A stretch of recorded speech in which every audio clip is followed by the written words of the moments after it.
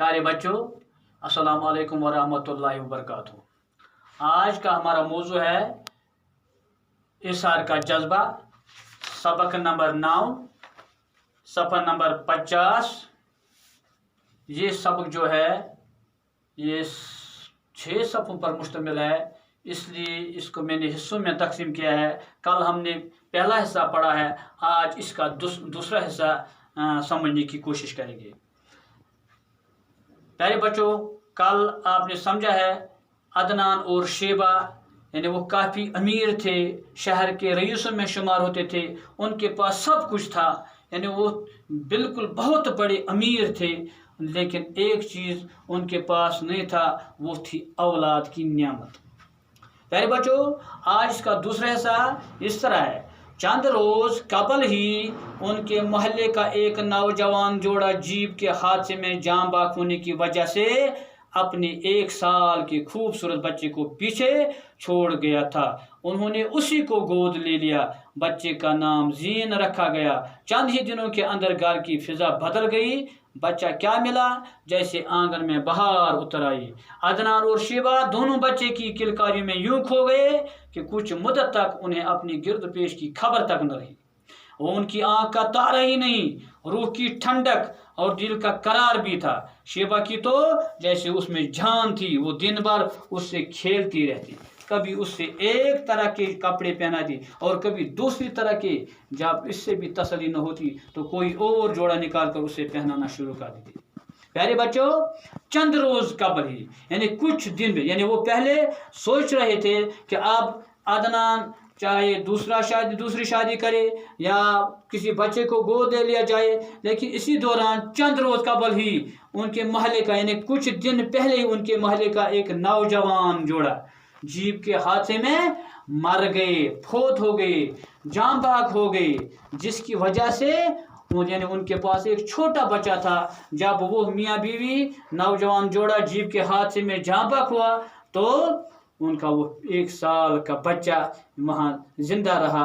तो अदनान और शेबा ने उसी बच्चे को गोद ले लिया। बच्चे का नाम जीन रखा। चंद ही दिनों के अंदर घर की फिजा बदल गई। बच्चा क्या मिला, जैसे आंगन में बहार उतर आई। अदनान और शेबा दोनों यानी बच्चे के चहचहाने में, बच्चे के चलाने में यूं खो गए कि कुछ मदद तक वो अपने गिरद पेश से भी बेखबर रहे।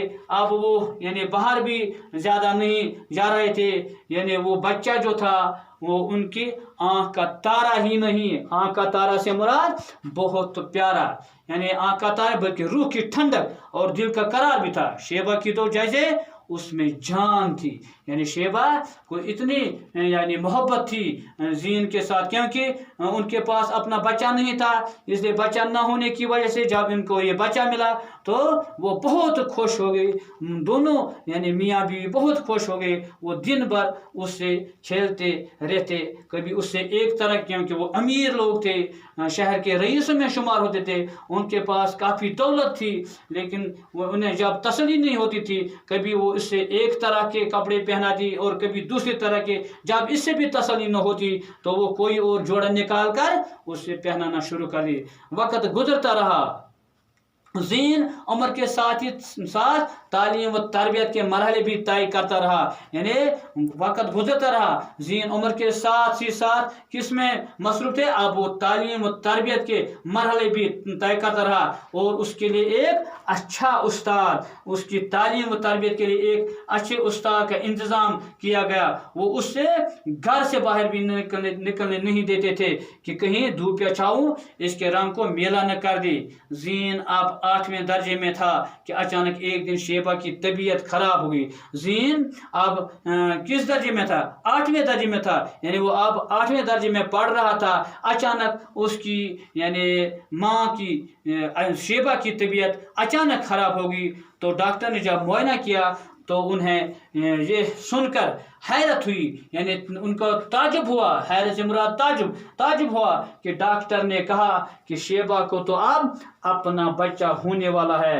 تو انہیں یقین نہ آیا، یعنی ان سبوں کو، نہ زین کو نہ عدنان کو یہ یقین آیا نہ شیبہ کو، لیکن ڈاکٹر نے جب کہے ہوئے الفاظ دوبارہ دہرائے تو انہیں یوں محسوس ہوا کہ کائنات کے سارے خزانوں کے دروازے ان پر کھول دیے گئے ہوں، یعنی وہ اتنے خوش ہو گئے کہ جیسے تمام کائنات کے خزانوں کے دروازے ان کے لیے کھول دیے گئے۔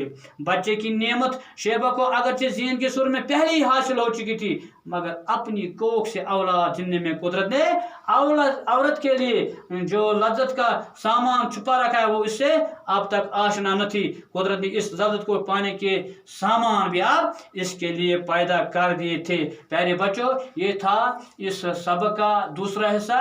تیسرا حصہ انشاءاللہ دوسرے کلاس میں سمجھنے کی کوشش کریں گے۔ تب تک کے لیے اجازت۔